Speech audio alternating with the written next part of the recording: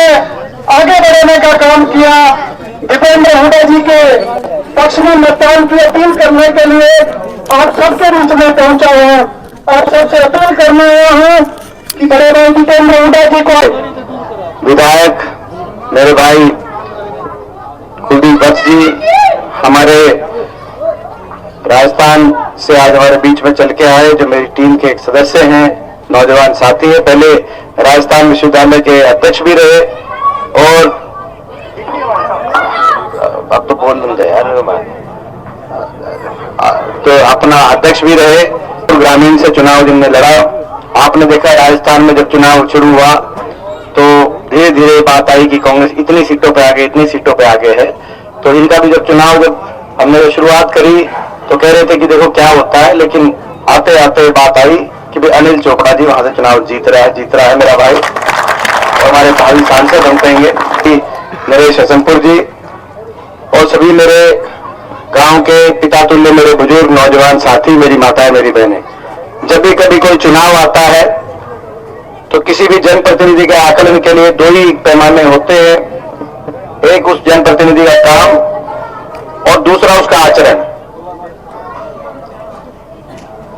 जब आपने मुझे यहां से सांसद के रूप में, तो अपने लोकसभा क्षेत्र को देश के विकास के मानचित्र पर आगे लेके जाने के लिए जो मैंने काम किए वो भी आपको याद होंगे, चाहे वो चारों तरफ उस समय 4 लेन हाईवे, बाईपासेस की बात हो, एम्स लाने की बात हो, नेशनल कैंसर इंस्टीट्यूट, थर्मल के कारखाने, झज्जर उस समय रेल की लाइन से जुड़ा तो बहादुरगढ़ मेट्रो से जुड़ा, कहीं रिलायंस आए, कहीं पैनासोनिक, गांव में भी चाहे पीने के पानी की डिग्गी की बात हो, पशु अस्पताल की बात हो, ITI की बात हो, चाहे अपने गांव में नहर चौड़ीज कराने की बात हो, या अपने गांव ग्रामीण विकास की बात हो, अपने गांव से लेकर और पूरे अपने इलाके तक जो विकास कार्य जो उस समय जो काम किए वो काम भी आपको याद होंगे। और मेरा बचपन से लेकर आज तक मेरा आचरण भी आपके आगे है, मेरा व्यवहार और मेरा आचरण बचपन से लेकर आज तक इन वर्षों में वो सब कुछ आपके आगे है। मैंने ईमानदारी से अपने इलाके को ऊपर उठाने की कोशिश करी,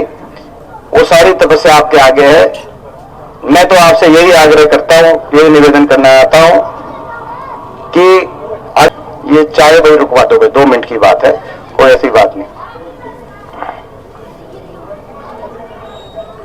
मैं आपसे यही आग्रह करना चाहता हूं कि काम और आचरण की कसौटी पे आप तोल के देखना और आपकी आत्मा ये गवाही दे कि मैं खरा उतरता हूं, तो आप मेरे को अपना आशीर्वाद देना। मैं आपसे ये विश्वास दिलाता हूं आपको कि आपका आशीर्वाद खाली हाथ नहीं जाएगा।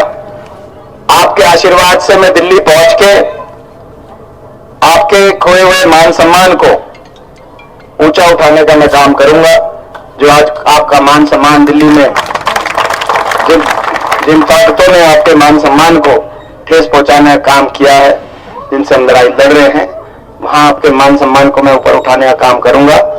और आपका आशीर्वाद केवल दिल्ली तक ही नहीं जाएगा, दिल्ली चंडीगढ़ जाएगा, बहुत जल्दी आपकी सरकार हरियाणा में लेके आएगा।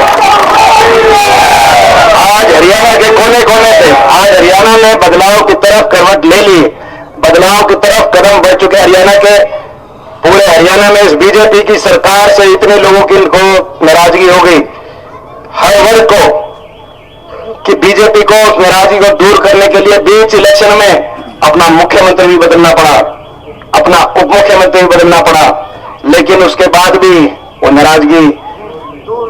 नाराजगी नहीं बदल पाए।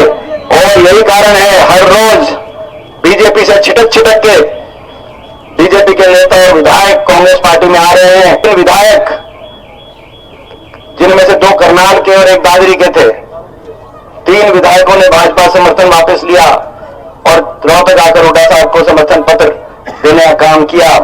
अंदाजा आप लगा सकते हो, इन 3 विधायकों में से 2 विधायक करनाल के थे, जहां से मनोहर लाल जी भी चुनाव लड़ रहे और नायब सिंह जी भी चुनाव लड़ रहे, 2 विधायक वहां के थे। आप अंदाजा लगा सकते हो, आप अंदाजा लगा सकते हो, वहां के विधायक थे। तो अधिकांश जीत रहा है। वहां से मैं खुशखबरी बताऊंगा आपको, करनाल से भी।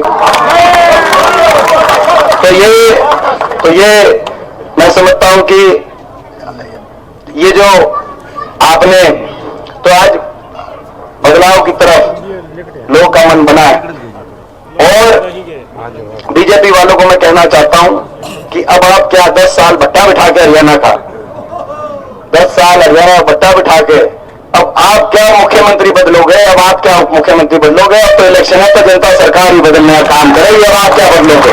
अब तो लोग बदलेंगे, क्योंकि आपने कोई कमी कसर नहीं छोड़ी हरियाणा का अपमान करने की। आपने कोई काम किया नहीं। इन 10 साल में देश में सबसे ज्यादा बेरोजगारी हरियाणा में, महंगाई, भ्रष्टाचार, नशा बढ़ गया, अपराध बढ़ गया, स्थिति ऐसी आ गई हरियाणा के अंदर हर वर्ग का अपमान। 750 किसानों की जान की कुर्बानी लेने वाली अगर दुनिया के इतिहास में कोई सरकार साबित होगी तो बीजेपी की सरकार साबित हुई, आपने देखा। और आज तक सहानुभूति के 2 शब्द नहीं। गरीब आदमी की सारी स्कीम्स बंद कर दी, 100 गज के प्लॉट की स्कीम, मकान की स्कीम। अहंकार इतना कि हमारी बेटियों को दिल्ली सरकार, आज ऐसा अहंकार इस सरकार, और अब ऐसे अहंकार कह रहे हैं कि 400 पार बाबा साहब का संविधान तोड़ेंगे। मैं बीजेपी वालों को कहना चाहता हूं, चुनौती के साथ बाबा साहब के संविधान पे हम आंच नहीं आने देंगे। हम तोड़ेंगे, आपका अहंकार तोड़ेंगे। हम आपका अहंकार, बीजेपी का अहंकार हम तोड़ने का काम करेंगे। आपकी सरकार हरियाणा में निश्चित तौर से आएगी। आज माहौल आपके पक्ष में है। आज कालका पिंजौर से लेकर नांगल चौधरी तक, होटल पलवल से लेकर और डबवाली सिरसा तक एक ही आवाज आ रही है हरियाणा के अंदर कि बीजेपी की सरकार जा रही है और हुड्डा साहब के नेतृत्व में आपकी सरकार आ रही है। हरियाणा में एक माहौल बना है और वो माहौल मगर देखो, जीत आपकी निश्चित है, लेकिन जीत का इस बार मार्जिन देखेगा देश। जीत का मार्जिन देखेगा देश कि रोहतक से जीत का क्या कितना मार्जिन है, और जितना बड़ा मार्जिन होगा ये वाया दिल्ली चंडीगढ़ का सफर उतनी जल्दी तय होगा। ये इस बात की लड़ाई है।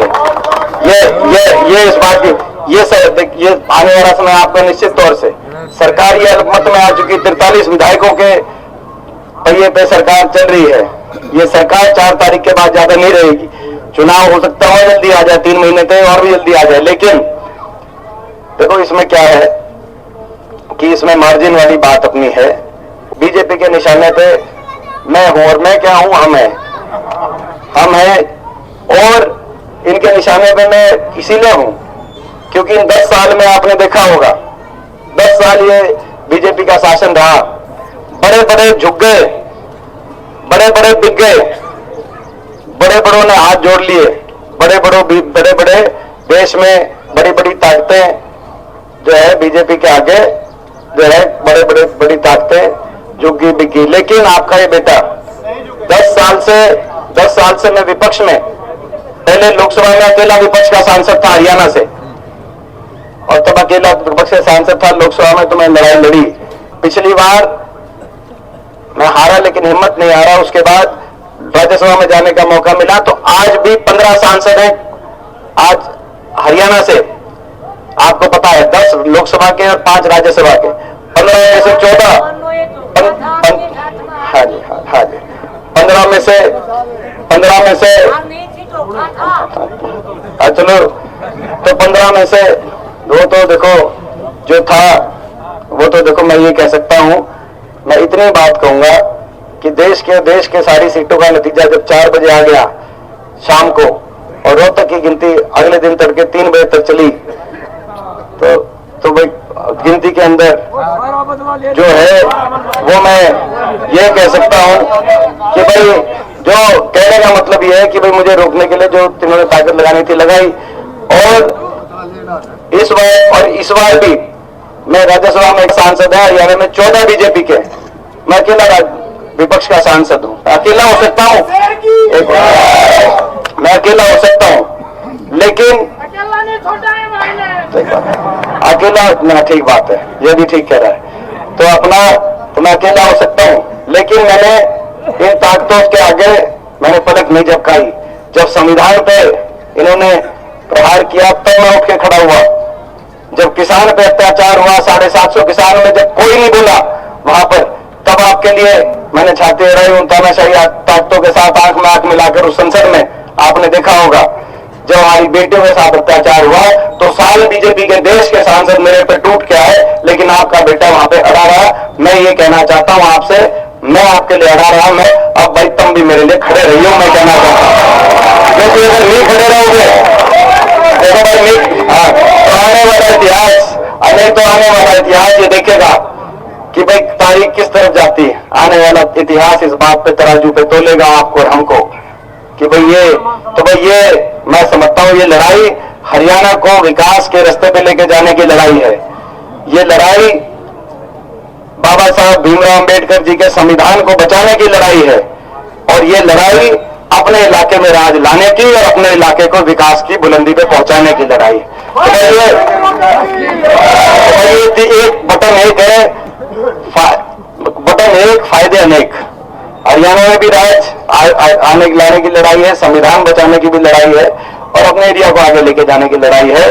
तो भाई ये मैं आप देखो पूरा संघर्ष करके हरियाणा में माहौल मैंने बना दिया। अब ये आपका इलेक्शन है, आप संभालना। देखो आप ये इलेक्शन, इसमें आपके आशीर्वाद से लड़ा जा सकता है। मैं पूरे खुडन गांव से कहना चाहता हूं, बीजेपी के पास बहुत कुछ है भाई, छुट्टी का पैसा है, पैसे की कोई कमी नहीं बीजेपी के पास। जब कोरोना के टीके वालों से इनने चंदा ले लिया तो फिर क्या बचा भाई? किस किसने टीका लगवाया था भाई? हाथ आगे बताइए भाई। मैंने भी लगा लिया था, मैंने पहले नहीं लुआ था, पापा मम्मी घने पीछे पड़ के दवा ले भाई मेरे। मैंने भी 2 लुआए थे भाई ना। तो मैं किसने बोला था कि 450 करोड़ दे के डाल रहे हैं बीजेपी, तो चंदा डाल रहे हैं। तो बाद में सुप्रीम कोर्ट में पता चला, तब मैंने कहा अगर टीके में कोई कमी नहीं थी तो चंदा क्यों लिया, और टीके में कमी थी तो मारे क्यों लुआया भाई?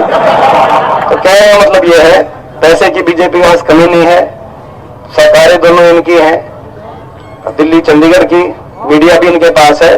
भाई मेरे पास लड़ने के लिए आपका आशीर्वाद है और अपनी ईमानदारी है, और कुछ नहीं। आपके आशीर्वाद में कमी मत छोड़ना। मैं छत्तीसगढ़ आता हूँ भाई, इस बार खुडन गांव छत्तीस बिरादरी, भाई कोई बातें हो, छोटी मोटी बातें हो, उन बातों से ऊपर उठ के पूरा गांव एकजुटता से भाई ईद के लिए भाई खुडन गांव रिकॉर्ड तोड़ेगा तो हाथ आगे बताओ, रिकॉर्ड तोड़ेगा। कोई बात हो तो भाई हर बात से ऊपर उठ के, भाई कोई बात हो तो हर बात से उठ के, क्योंकि ये एक ऐसा इलेक्शन है, ये फैसला कर देगा आने वाले समय का। तो भाई जब ईद के गिनती में जब खुडन का कई मशीन खुले तो यूं दिखना चाहिए कि भाई जो बात टाइम है, जहां जाना वहां जाओ। और दूसरी बात भाई, जब वोटिंग प्रतिशत 90% करोगे तो रिकॉर्ड टूटेगा, और 90% तब होगी जो का सरपंच में बुलाओ हो ना दिल्ली दिल्ली, तभी वो आज वोट घेर घेर के बुलाओ ना जब करते। तो ऐसे ही भाई जब वोटिंग प्रतिशत तब बढ़ेगी, बाहर जो सरपंच में बुलाओ, इनके मेरे खाते में बुला लियो,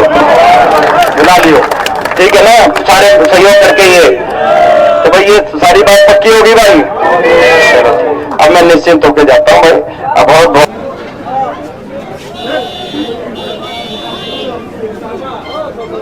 बढ़िया हमारे पेट्रोल में